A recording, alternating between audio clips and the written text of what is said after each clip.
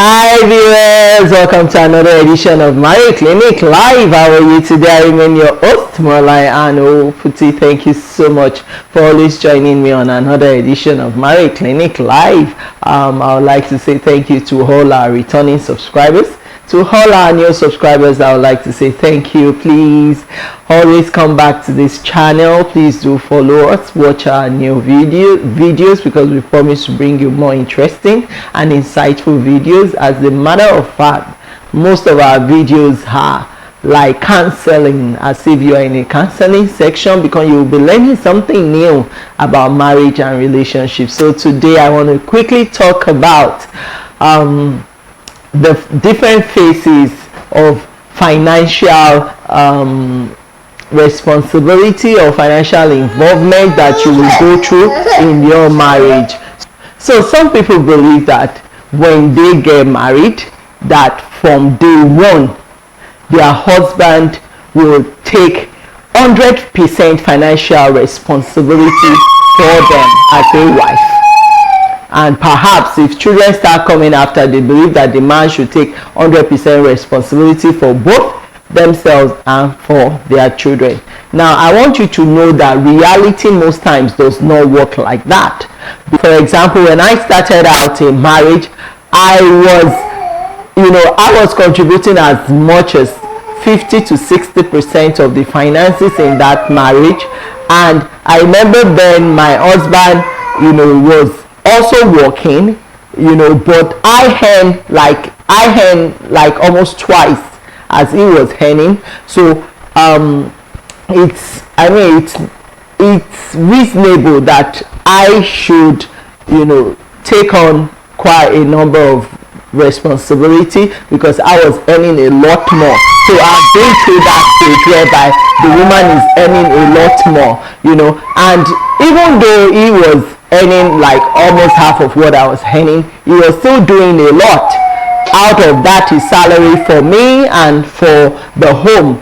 And I could say then it was like 60-40, and as time goes on, at times it was like 50-50, and at times it got to a point. I remember the 80 part, I had to do the 80 part and he had to do the 20 part, because a time will come in that marriage, some storms will happen. And I remember this time when my husband was like, what, I don't think I want to work in that place again, and he resigned from his job. And for that 1 or 2 years, he wasn't in a paid employment, he was doing his own thing while I was in a paid employment. And at that period I had to take on the 80-20 because I could see reason why he needed to stay away from there, and it's for his own good, for him to stay away from that kind of a toxic environment. So I agreed, and I was like, okay,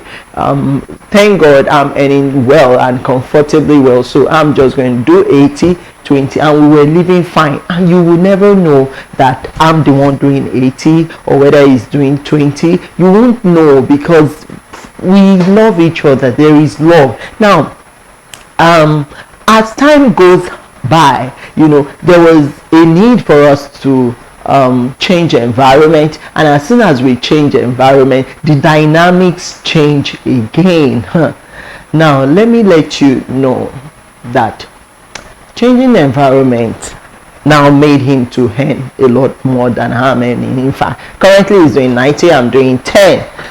And that shows that when this man has more, he will do more. Now some people believe that, a man that cannot provide for his family is worse than an infidel. That is the scripture, which is true. Now let me let you know something. We are all living on earth, we are not living in heaven, and so long you are living on earth, I tell you, you are bound to face challenges, you are bound to face setbacks. Things will happen that will make you not to be able to do the things you're supposed to do normally. I tell you that a man, it will come to a point in that you're married that your man may not be able to provide for his home, and that may necessarily not make him an infidel. It's just that his circumstances is constraining him from carrying out that responsibility, and it should be for a season. I mean, so if he loses his job, or he falls sick and he cannot provide, it doesn't make him an infidel. It's just that something happened, along his journey in life that is incapacitating him from meeting his obligation or carrying out his responsibility. It doesn't make him an irresponsible man. So we need to get the difference. It's different from a man who is completely lazy, both mentally and physically, and does not want to do anything and is relying on a woman for him to make his own ends meet. No, we are not talking about that. We are talking about hardworking men, responsible men, a real man, a man that has the good and the interest of his wife and kids at heart, and is willing and ready to work with his hands to make ends meet. But we all know that there is always a Nigerian factor for those of us who come from that part of the world, especially in Africa. In Nigeria specifically, the Nigerian factor is real, whereby intelligent people can be jobless. People with PhDs and masters can be jobless. People, who really know their honiers can be underemployed. Yes, so we've been there, so we can say or attest to the fact that yes, the economic factors can also be limiting. It can put a constraint on people, and I tell you, that is one of the reasons why we decided to change environment. And I tell you, as soon as we change environment, things change. My husband, was able to start earning because he is working and earning now. I don't have to go out there to work. I now sit at home. Yeah, I sit at home. I mind the children. I keep the house, and at the same time do my own thing. I do my own work from home, so I don't have to go out there working as I used to do as I used to do back home. No, I'm no longer doing that. He is the one working. As a matter of fact, he now takes like 90% to 95% of the financial responsibility of running the home and everything expenses, our living costs, our living expenses. 90 or 95% of it comes from him. I would say only 5% or 10% comes from me, because at times out of the little I'm earning from what I'm doing here and there, I just decide, okay, I'm just going to use this for food stuff, or for this, or to cook special meals and all of that. So that is my own little contribution. But as it is right now, he's the one doing virtually everything, and he's doing it effortlessly just because of a change of environment. So I want you to know, whoever is listening to me out there, that your husband may necessarily not be a lazy man. He may necessarily not be an irresponsible man, because some women, they don't think about these things. They just say, oh, a man that cannot provide is worse than an infidel. He must be able to provide. Yes, he must be able to provide, but in that journey of marriage, there will be phases whereby he won't be able to provide, and in those phases, you, the woman who is called his helper, should really rise up and be the helpmate that you are called to be in this life.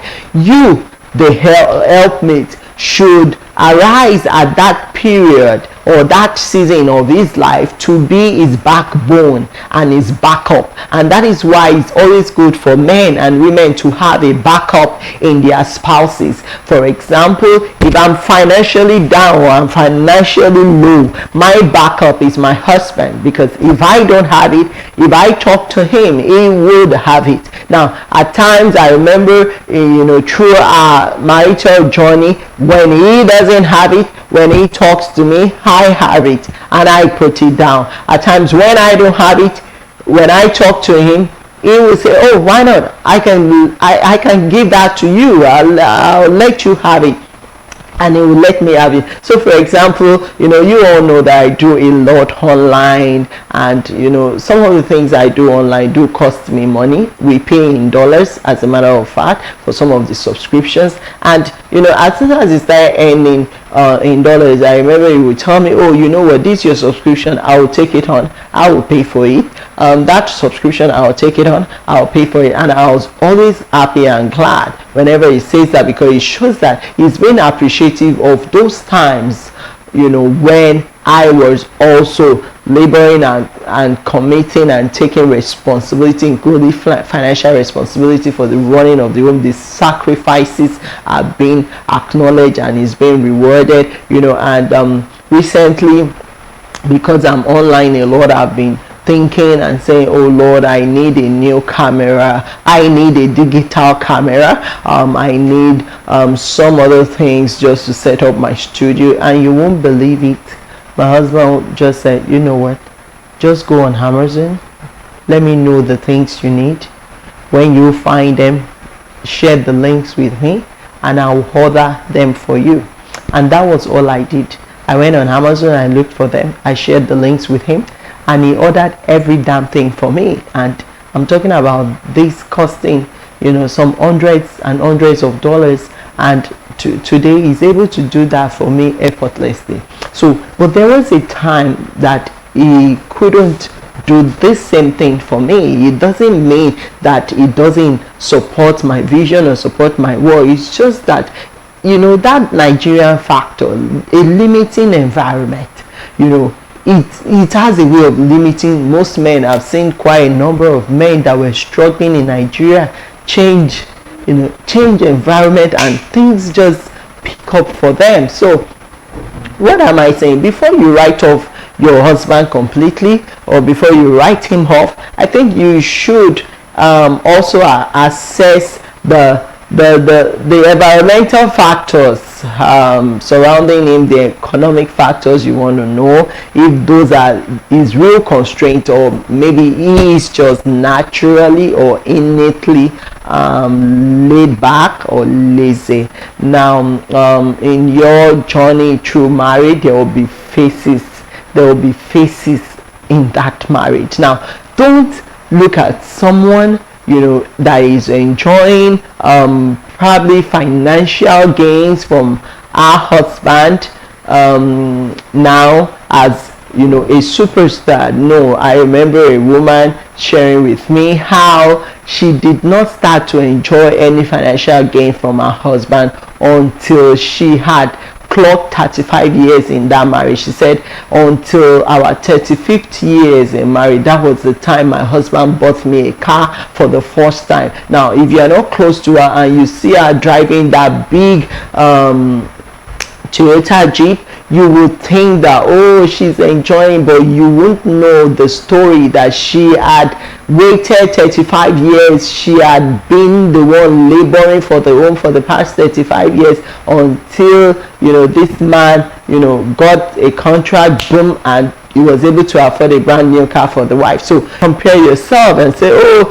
that man, that husband of Chioma bought a car, so mine too should buy me a car now. No, you don't know how long they have been in marriage for. You don't know what they have been through in that marriage. You don't know what sacrifices the other party has made for him to do that. So you are the one that should face your own marriage, work on your own earning capabilities or your earning capacity. I always tell people that if they drop me in a desert, I tell you, I will flourish. I will flourish there, because I always know what to do, not by might, not by my power. Somehow God has a way of, nudging my heart and telling me, I think this is what you should be doing. Yeah, I think this is an idea you should look into, you should consider, and try as much as possible to empower yourself. Do something to earn, go online, join classes, be exposed, get exposure, Exposure is going to also help you to earn economically, because the more exposed you are, the more your mind, will be exposed or awakened to possibilities, the things that you can do, the business you can do, the things you can sell, the services you can get yourself involved in, and before you know it, I tell you, you will not struggle in that marriage. So don't always assume that, from day one of your marriage, your husband will be 100% responsible for everything. And even if that has been your own case, a time will come in that marriage, he may not be able to provide anything. His contribution may be 0%. Now, when those times come, what do? You should be his backup. You should be his helper. You should be the one he can fall back on, at those dry seasons of his life, because the rainy seasons, because the dry seasons will always come. So when the dry season come, one of you should be a backbone for the other. I mean, you should always prepare for those dry seasons, because it will definitely come. So I hope I've said a lot today. Thank you so much for joining us. If you are yet subscribed to our YouTube channel, please kindly do so. Hit on the subscribe button, give us a like, give us a comment. We hope to hear from you. Let's know in the comment section what you think. You can also share with us your own experience. Till we'll see you again. I remain your host, Marlai, and I say bye bye.